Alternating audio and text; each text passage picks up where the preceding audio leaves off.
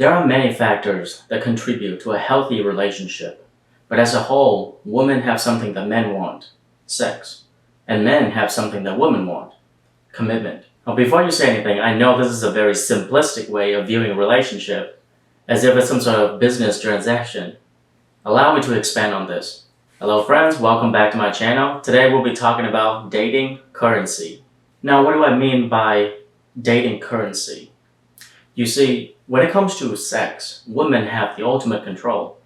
She gets to say who can sleep with her. Therefore, she can set the price on her sexual value. For example, she can say, if you want to sleep with me, you need to have this, this, and this.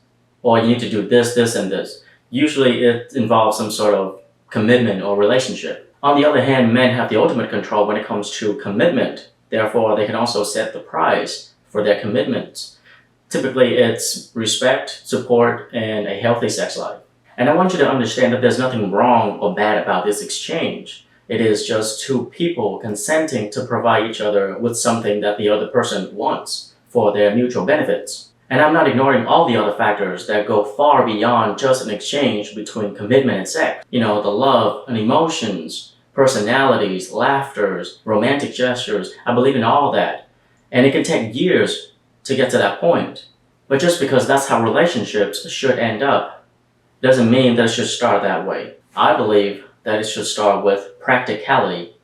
That is, the equal exchange between commitment and sex. So to ignore or pretend that this exchange doesn't exist, that will be denying reality.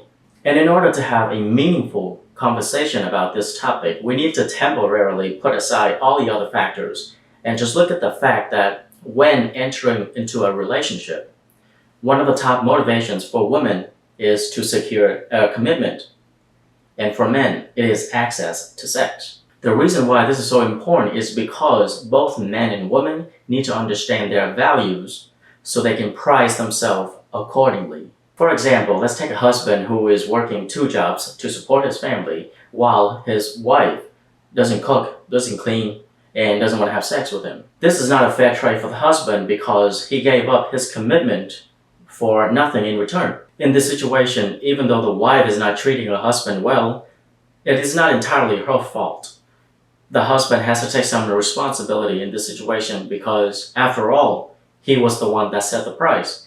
He didn't realize his values, and he set his price way too low. Let's look at another example.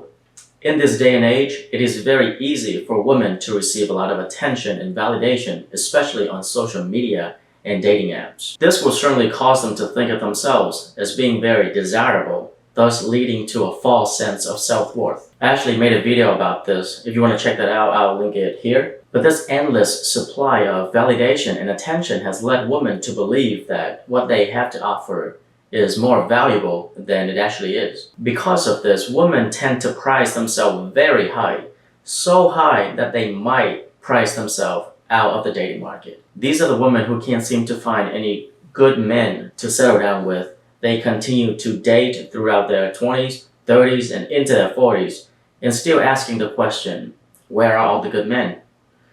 All these years of dating without realizing that they simply price themselves way too high. Another important caveat that I want to mention here is that there's really no stopping somebody from making a lot of promises before entering into a relationship, and then after securing a relationship, they don't follow up on their promises. This happens quite often actually. The woman can lose interest in sex and stop sleeping with her man. Other times, the man might lose his ambition, stop working, stop providing for his family, or he might get bored and start cheating. There's really no guarantee. So if you're worried about someone not upholding their end of the bargain, you can play it safe and not entering into a serious relationship. Now that you understand dating currency, my question to you is, how do you know if you're pricing yourself accurately? Till next time, stay curious.